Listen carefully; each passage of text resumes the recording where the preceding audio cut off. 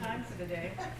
My name is Ann Harding. I'm a member of Sunrise Rotary, and I welcome all of you who are not Wilmington Normal people to Wilmington Normal and to the conference. And I'm happy to introduce Dreu, who is the Community Outreach Liaison with the Illinois Attorney General's Office. Andrew has only been with the office for less than a year, but he's quite the road warrior. He's on the road all the time. That's a necessity for his job as the outreach person for the Attorney General's Office. Andrew attended Monmouth College, and prior to his position with the Attorney General's Office, he was a news editor in Quincy, and now his office is based in Springfield, and we welcome him. Thank you, Ann. As Ann said, my name is Dreu, and I'm an outreach liaison with the Attorney General's Office. And before I begin, I like to do a little bit of a poll just to get everyone engaged. How many people have a Facebook account or some other social media? So yeah, almost everyone here. How many people have an email address? How many people use the same password for both of those things? One? Two? Yeah. So we, in the world today, we are all using the internet, we are all online, and we have to have accounts for everything. We have accounts for our bank, for our email, for social media. We have accounts for, Rotary probably has some sort of online account that you can log into and do stuff. And there's so many passwords to remember, and there's so many usernames and email addresses, and probably the most clicked button on the internet is the I forgot my password button.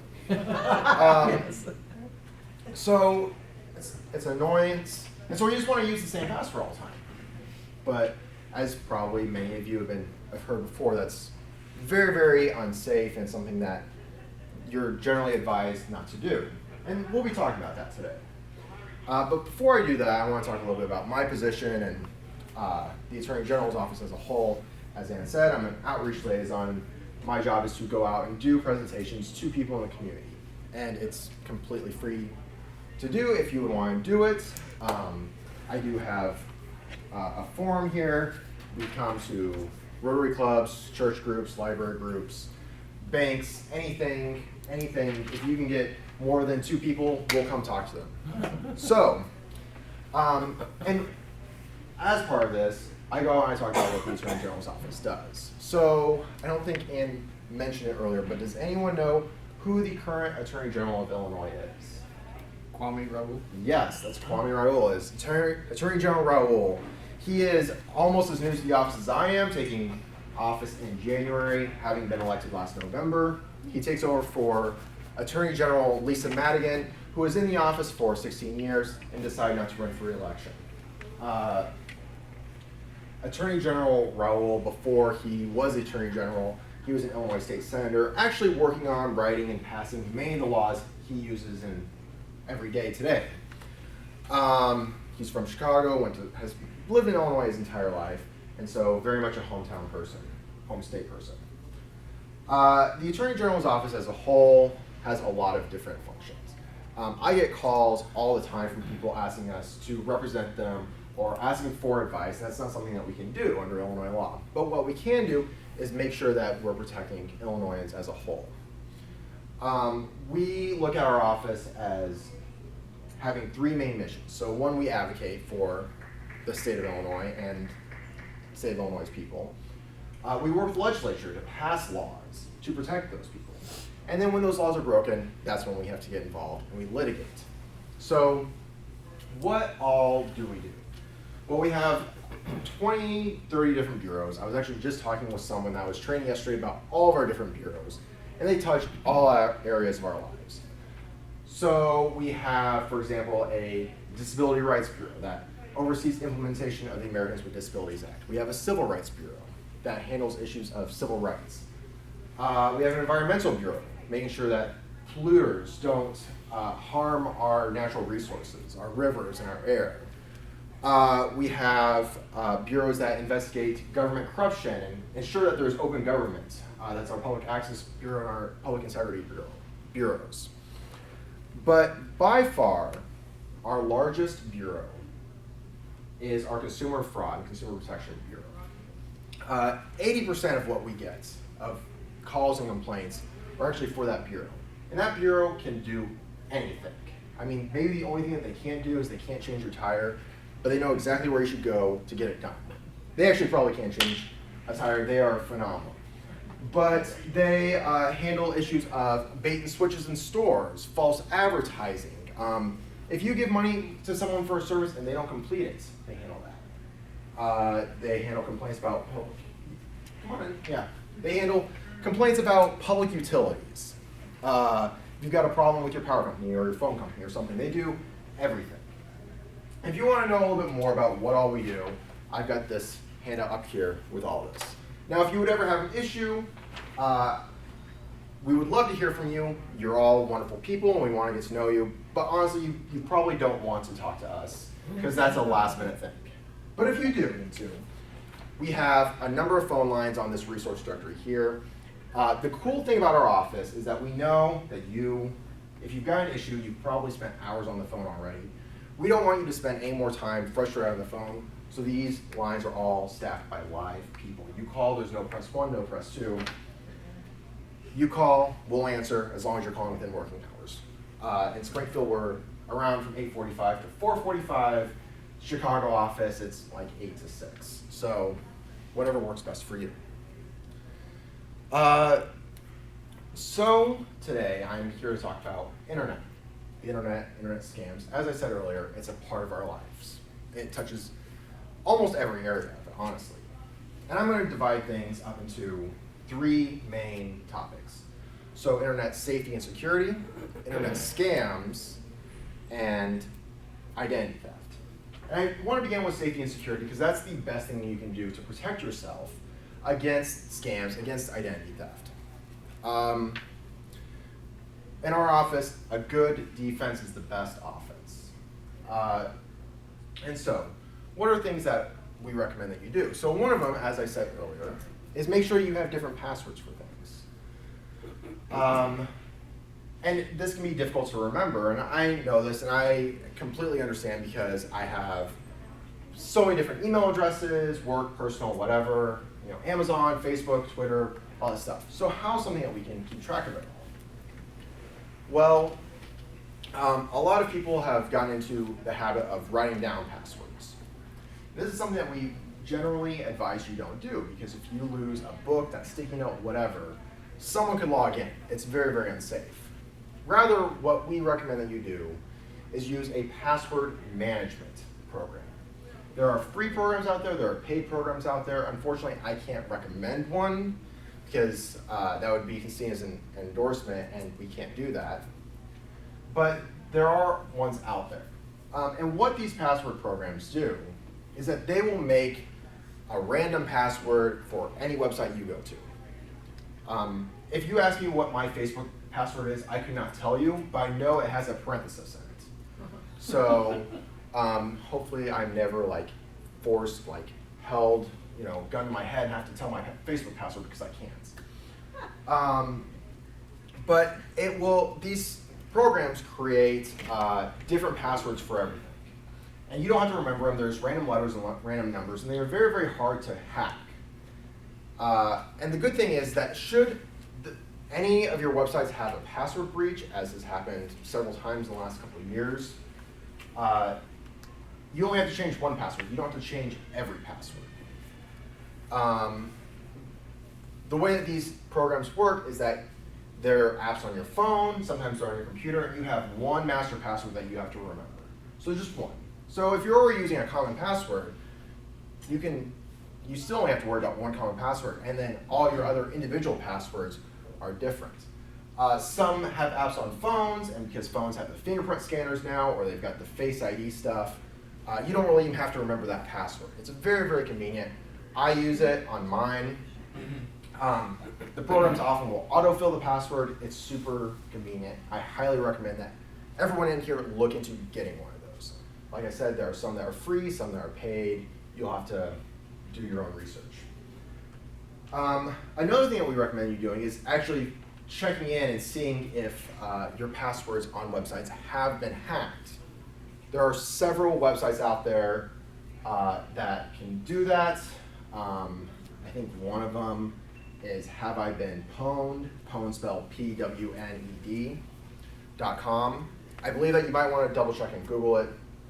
I know that Google for its Google Chrome browser does have a plugin that checks your passwords as you use them. That may be useful because as soon as a password has been compromised, as soon as there's been a hack, that password is no good anymore.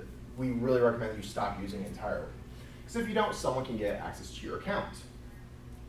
So sometimes we might forget about a password for an account. It's been a couple of years and it gets hacked and you don't think to change it. Well, what do you do in that case?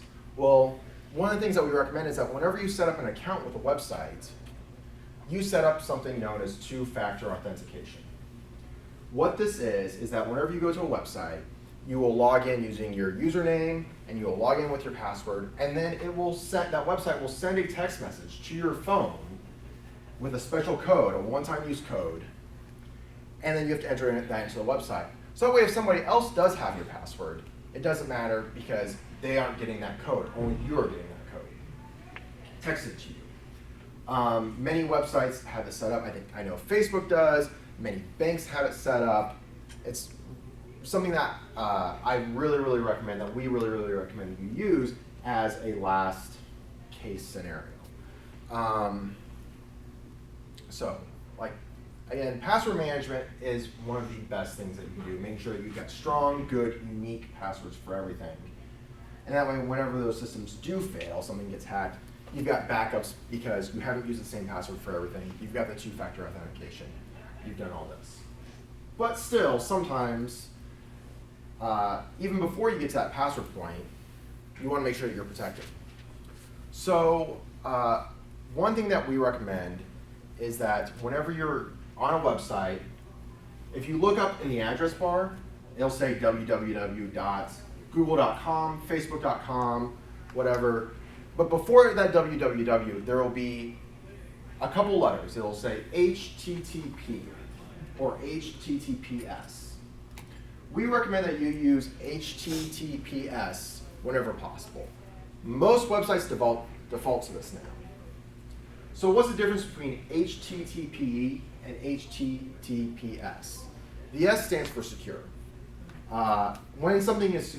Whenever it is secure, sometimes you'll see a little lock there, sometimes it'll be on the corner. All information being sent from that website, from that server, from wherever that website is based, to you or your phone or whatever, that S is secure. Everything is being encrypted all the way along. So if someone would try to hack your Wi-Fi, hack your internet, they're just seeing random numbers and letters, nothing that makes sense. They don't know, they can't see your password, they can't see your email address, they can't see anything. They can't read your email, they can't see anything. This is especially important if you're ever purchasing anything online. Before you type in credit card numbers or social security number or any kind of information that you wouldn't want just put out to the entire world, you want to make sure you're typing on an HTTPS website. Like I said, most websites default to it now. Yesterday, I tried to find a website that wasn't. Google is, Facebook is.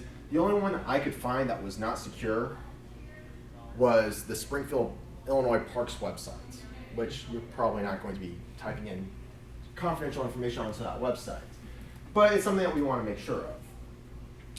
Now, despite all this, there are still things slip through the cracks and people fall victims of scams.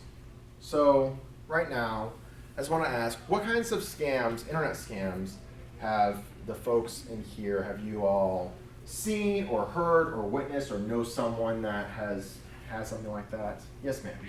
My mom's had it happen 3 times this summer, where she's an elderly, she's 83, and something's popping up on her screen and they've gotten into her computer and they've taken over her computer. Yeah. So what that is something that we call ransomware. There's somehow been a program installed on her computer that's installed ransomware. And so a message comes up, she can't use the computer until she sends money to someplace. Microsoft is what they told her. Yeah, Microsoft. So, and that is, I mean, that's very, very common. And actually, earlier, as we were all filing into the room, this gentleman and I, we were talking about how he had received many different calls from Apple, allegedly from Apple. And this is actually part of an offline scam that goes online. So there are plenty of phone scams out there. We've all heard them all. One of them that's really dangerous for internet safety and security is what we call the tech repair, computer tech support scam. Someone will call your phone and say there is a problem with your computer. Maybe there's a virus on it, maybe it needs a security update, et cetera, et cetera, et cetera. And you need to go to your computer and sit down and go to this website and download the software to fix your computer. That is not actually it's not someone from Apple, it's not someone from Microsoft. That's a scam. And what they want you to do is to download the program that they're going to use to steal your information. Security updates by these tech companies, by Google, by Apple, Amazon, Microsoft, whoever, they don't call to tell you to install it. They will automatically push that software out. On your phone, you might see the little red dot on the settings app. That's what that is. It's a security update. They just push them out automatically. They often install automatically. It can be really frustrating if you're working on your computer and it says we have to restart now, but it's for security. They will never call you. And even if they did call you, how would they know they're talking to you? How do they know they're not talking to your brother or your son or your father or someone that sounds like you on the phone?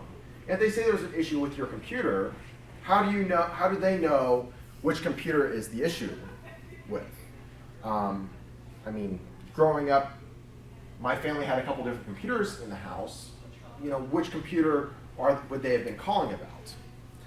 In scenarios like that, when you get a call like that, we recommend that you just hang up the phone on them. Don't go to that website, don't download any software, just hang up. And then report it to local law enforcement and to our office, the Attorney General's office, because we do track that information.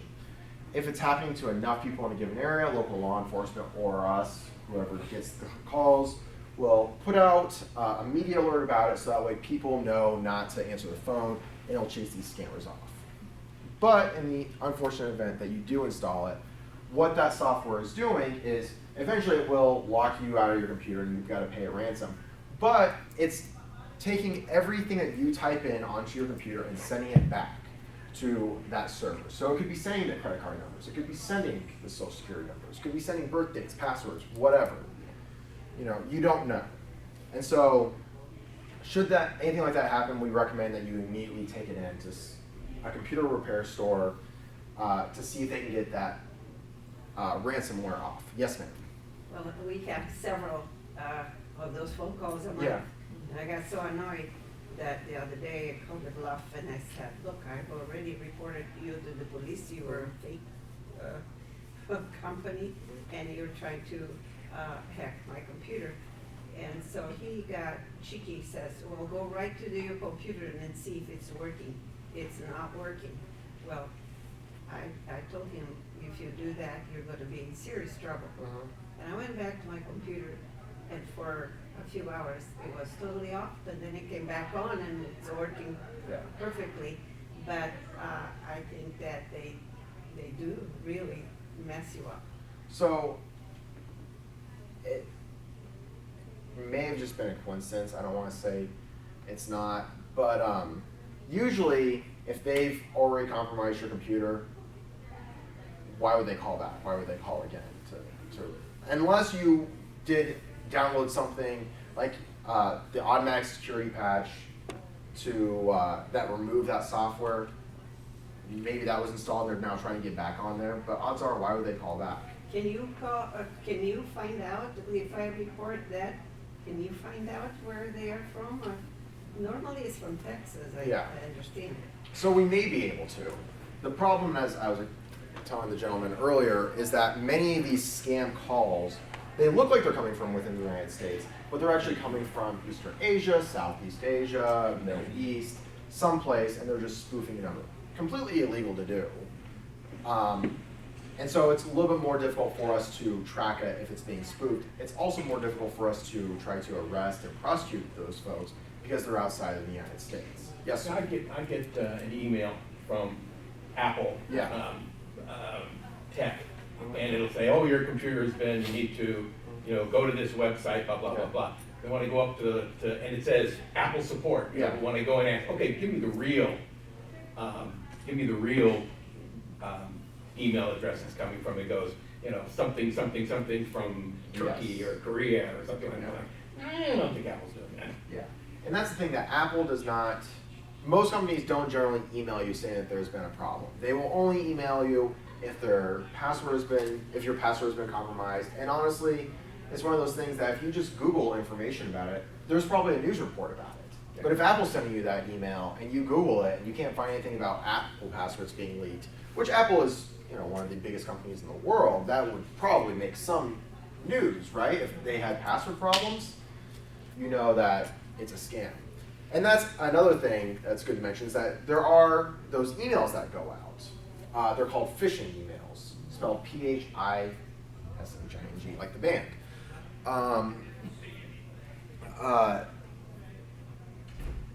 They look real, but we recommend that if anyone ever emails you about a problem, you go directly to that website. You don't click any links in that email. You type in apple.com on your own.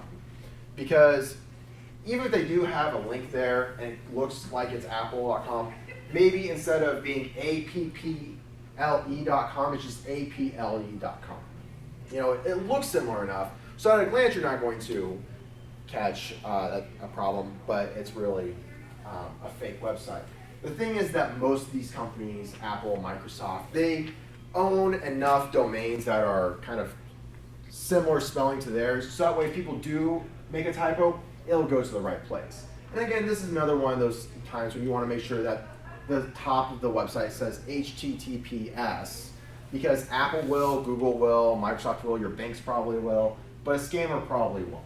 Scammers not care about your password being secure because they don't want your password to be secure.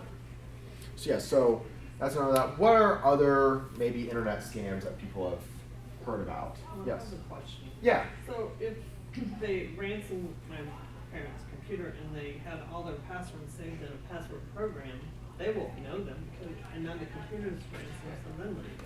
So the way that password programs work, it's not just, you can't just open up the file. It's actually very heavily encrypted. And it's something that I don't necessarily understand how the encryption works. I'm not a cryptographer, but many of these programs, it's like if you had a computer just trying to brute force their way in and guess stuff, it would take years and years and years for them to read the file and decode it. It would take them years and years and years to guess the password for the password protection program, right? And that's one of those things to look at whenever you're looking for a password protection program. What is the level of encryption that the program has? Does it have encryption? I know mine has pretty substantial encryption. I'm using an outdated version, I'll admit that. So I'm not as safe as someone getting that program today, but mine is still actually, it's supposed to be very, very secure. In a couple of years, will I need to upgrade? Yes, but for right now. So that's the thing. Make sure that it's encrypted. So yes, sir. When I file state income tax, how am I sure that the state is not gonna lose my identity? Well, Have you ever been inside the Department of Revenue building? It's like going into an airport. So the state is very, very, they try to keep good track of stuff. They will give you a number generally after everything's said and done. You can always call and verify, and we do have the Department of Revenue's number in here. So have you ever had the state lose track of stuff? Yeah. no, but I'm Yeah. just, they've gotta have a security problem Yeah. as big as they are. Yeah. No. So And we've read about Baltimore. yeah. So one way to look at it is that the state, has 12 million people in it. They're going to make sure that everything is up to speed with it. The state is one of the best collectors of money in the world, matched by other states, matched by other federal and national governments. So, but if it's something that you're concerned about, you can always call to verify that they did get it, that they haven't lost it, that kind of stuff.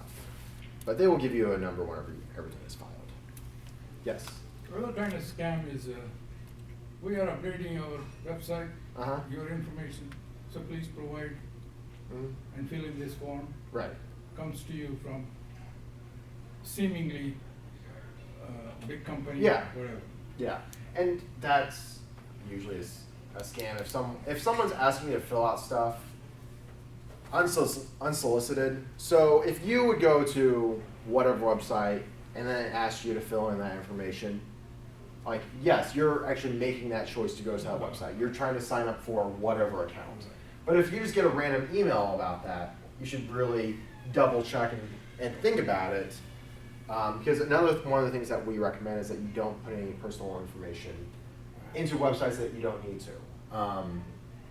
So it's a little bit more difficult to do that than like if you're at a doctor's office and they ask you for your social security number and you say I'd rather not give it to you. Some websites will make you type it in. But then you also have the option to choose to decide whether you want to use that website's services or go to a different provider. So if you don't want to want to give whatever website your phone number, you can find, say it's an online store, you can find a different store selling that product that does not need your phone number. Yes?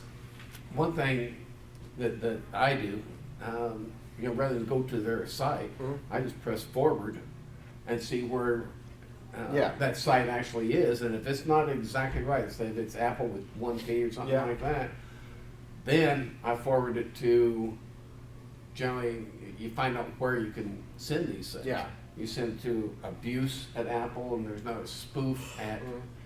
I think that's Mediacom. But several of these Yeah. things are security at so-and-so, and I forwarded it Yeah. on to them. And then, but I've never heard anything back from them as to say what we're gonna do with this. Right. I mean, I've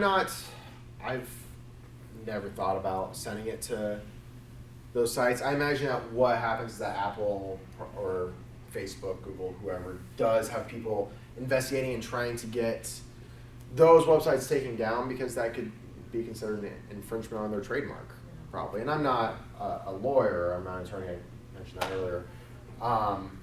So I don't know what the legal process is for that, but I'm sure that they do something like that. So yes. Do you know a program called LifeLock? So yes, I have heard of it. Many people ask me about it.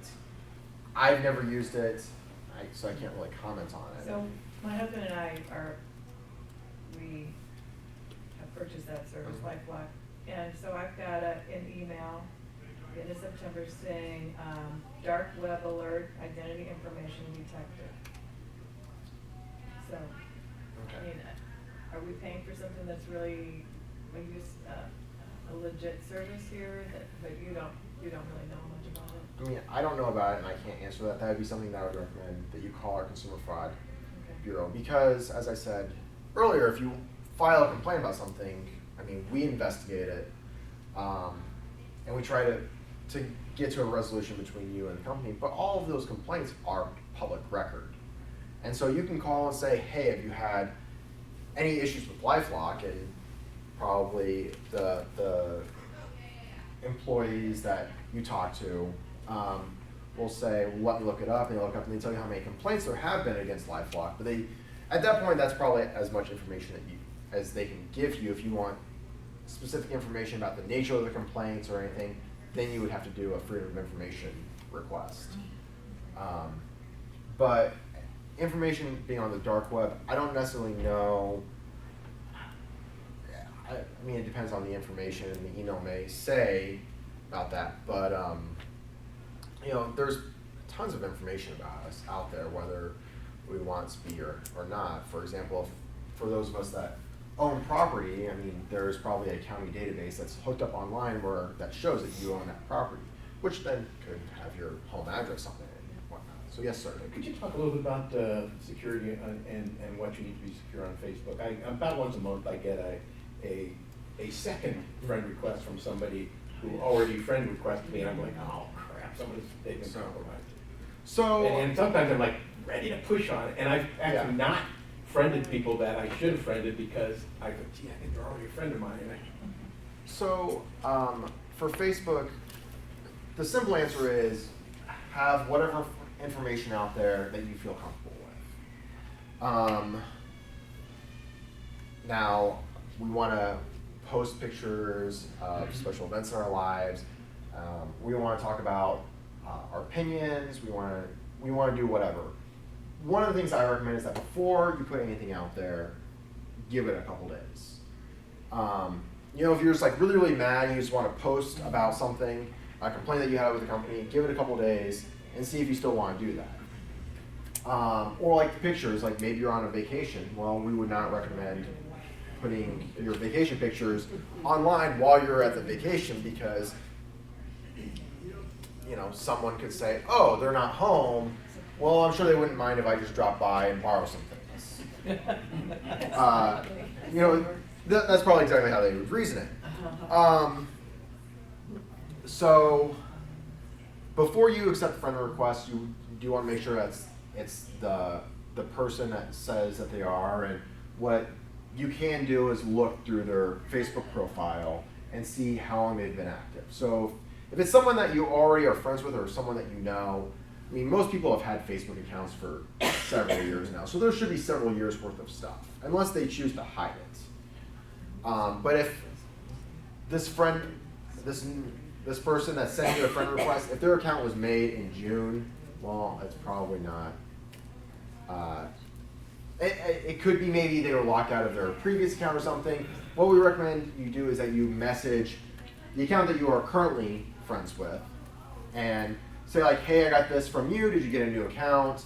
And if they see what they respond, if they respond, and then you could, if they don't respond, you could maybe assume that, or guess that they created a new account because they're locked out of their old one. And then you can message that new account. But one thing to remember is that you don't, just because you get someone's friend request, you don't have to respond to it right away. You can wait a couple of days.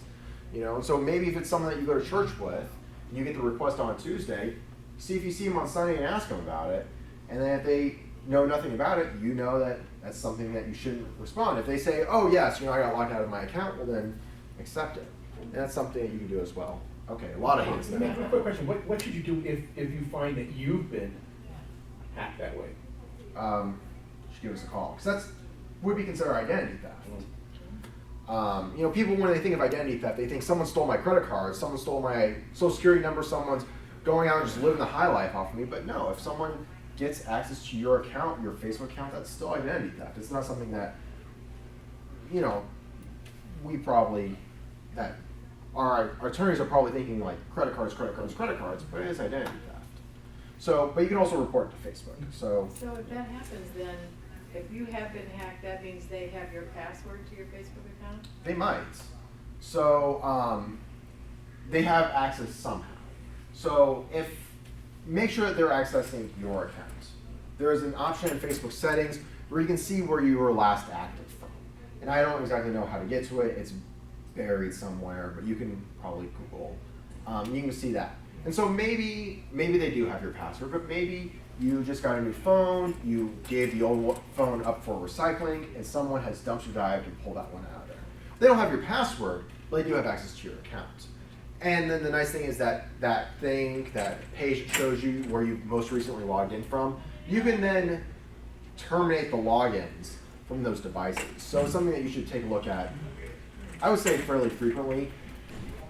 And sometimes it's just like you were maybe on vacation, let's say, you know, Ohio, and on your phone, you only logged into Facebook on your phone in Ohio, but it shows that you've got an active session in Ohio. Well, that's probably just Facebook didn't realize that you've come back to Illinois. And so, but it's still good to end that. If you've got to re-log in on your phone, is that the worst thing in the world too? So yes. Can I ask a really dumb question? Of course.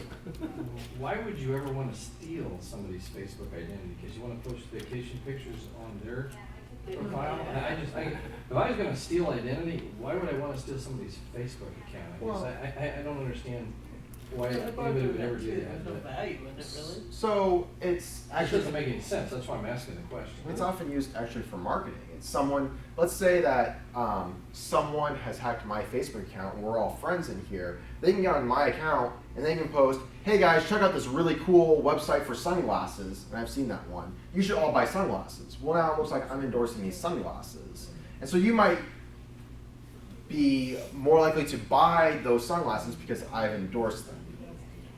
Sometimes they will all also hold at ransom. Like if I've got your Facebook account and I will hold on to it until you pay me money, and you will want to pay them the money because you don't want to, lose access to those pictures, or maybe you've got like certain important information and messages. There are several reasons for stealing it. So I yes. didn't know if they wanted to post pictures of meatloaf and mashed potatoes. They might. On my profile, or, I mean, everyone's got different things. Yes. I figure that a lot of those requests that we don't recognize are friends of friends of friends that the Google Yeah. or whatever, the Facebook, just throws out there as if it Yeah. was my friend, and they just multiply that thing. I have hundreds that I don't recognize. Yeah. I just don't befriend those, and then they go away. But Yeah. that is, the company, Facebook itself, is reproducing, okay, if it's Yeah. friend of your friend, maybe you, yeah, and the person that shows up there probably don't even know, because they are not the ones that are requesting that. And Facebook might do that. They might just like send automatic friend requests to other people. I don't know for sure. I've heard they do. I've heard they don't. I don't want to mislead you, so I'll say I don't know. But that could be it. It could be friends of friends.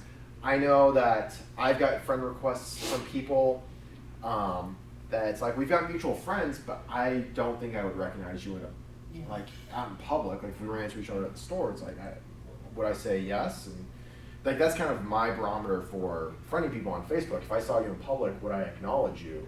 Could I acknowledge you? And so I just kind of let those friend requests sit. So yeah. so why do you wanna see their vacation pictures if you don't know them? Because they're having more fun Yeah. than you are. That's And maybe that could be it too, is that people want to just show off how great their lives are. I mean, that's been something that I know people in my generation have been very much accused of, like just wanting to put all the great things about their life and make other people jealous using social networking. To the point where now some of these companies are saying that they are going to disable like counts on pictures. It won't show how many likes you got. They're not going to do it anymore. So that's neat. So yeah, so obviously there's a lot of different ways to be scammed. So people can steal your Facebook account and try to post stuff on it. They can do ransomware. They can do the tech support calls. There's also other scams. Like one of them would be a lot of online shopping, online selling scams, especially with auctions and Craigslist. Someone will say that they're gonna sell you something and then it's not what you got. Mailing back and forth. One of the things that we recommend is that if you're ever selling anything online or you're buying anything online, if possible, request that you and the other person that you're buying or selling from go to a police station or local law enforcement to make the sale, to make the trade.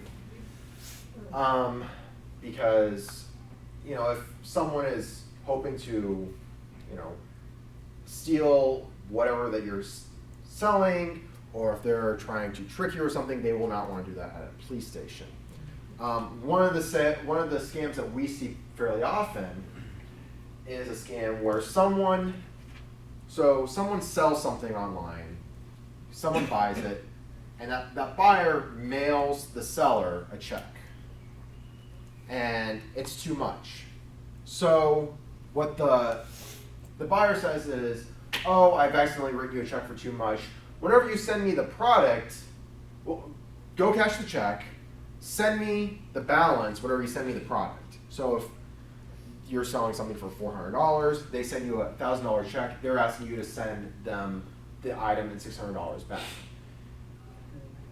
if you do that, what will probably happen is that check will bounce, you'll be out that money, and so you've now sent your item away to somebody else, and you've also given them $600. So if you're buying or selling stuff online, and you can, if it's two private parties, you try to meet at a police station, and then if possible, use a credit card, not a debit card, to buy and sell things online, because credit cards have consumer protection on them, where you can get refunded money if you've lost it because of whatever, you know.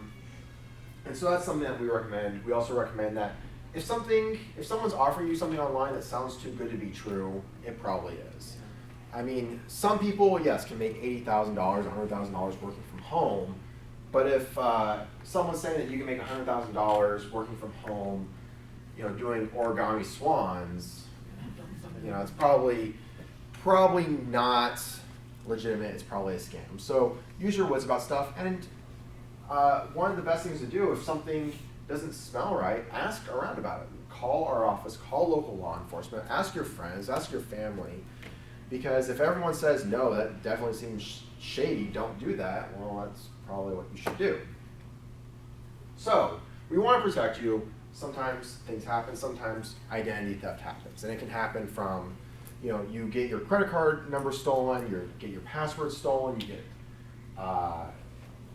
social security numbers stolen, something like that happens. And so that's why I also want to talk about identity theft. Our office has an entire bureau set up to helping consumers with identity theft. And as I said earlier, what we really advocate is that you try to put on a good defense, because the best defense, or the best offense, is good defense.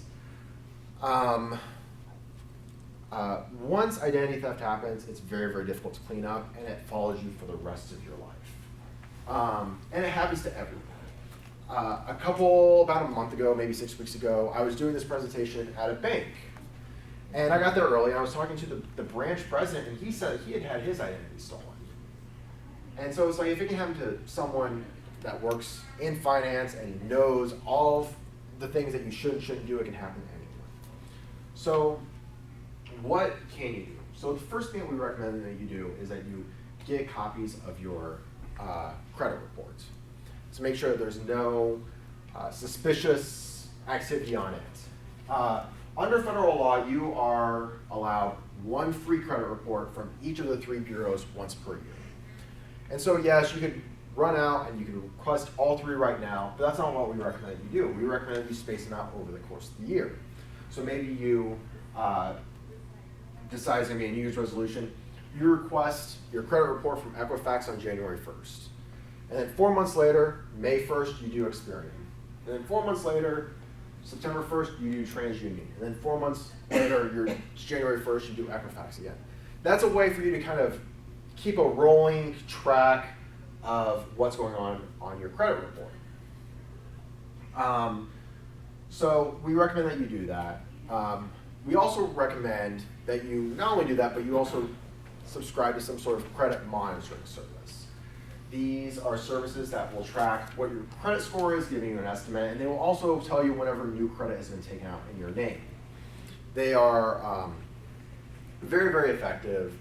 I just bought a house this summer, and so I was loan shopping, and I have several of these credit monitoring services, about 4 or 5, because whenever I first got them, they only did 1 credit bureau. Now they do 2 or maybe all 3. And I was getting text messages and emails all the time whenever banks were running my credit. So they're very, very effective. There are free services out there, and there are paid services out there. Unfortunately, as I've said before, I can't endorse any.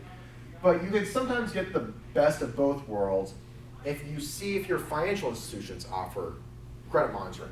So many banks, credit unions, credit cards, they will all offer this as a perk of being one of their customers. And so it generally is very, very good protection, but you don't have to pay anything more for it. So it's one of those things that we recommend that you check with your financial institutions to see if they offer and have it set up. We also recommend that you that you set up monitoring for credit card activity. So that way, if your credit card is ever used, you'll know right away.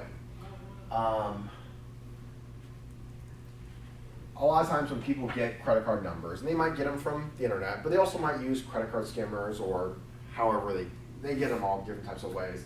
They will try doing a very, very small purchase first to see if the credit card works. Because if someone goes to Best Buy and buys a $5,000 TV and their credit card gets rejected, that's going to set off some red flags. But if you go to a convenience store and you buy a $1 credit or $1 candy bar and the credit card gets rejected, it doesn't set off red flags. So people that receive stolen credit card numbers will try to buy that credit card, that candy bar, to make sure that that credit card works. So if you've got the credit card monitoring service, you will probably get a text message whenever your credit card is used. So if you're sitting in your house and you get a text message saying that you bought a $1 candy bar at a gas station in Denver, Colorado, you're going to know that your credit card has been compromised, and you can call your credit card right away to let them know. You can do that before the $5,000 TV is purchased, because as soon as they see that the $1 charge goes through, they're going to go for the $5,000 charge. And you can call the number on the back of your credit card, and it's a very simple process.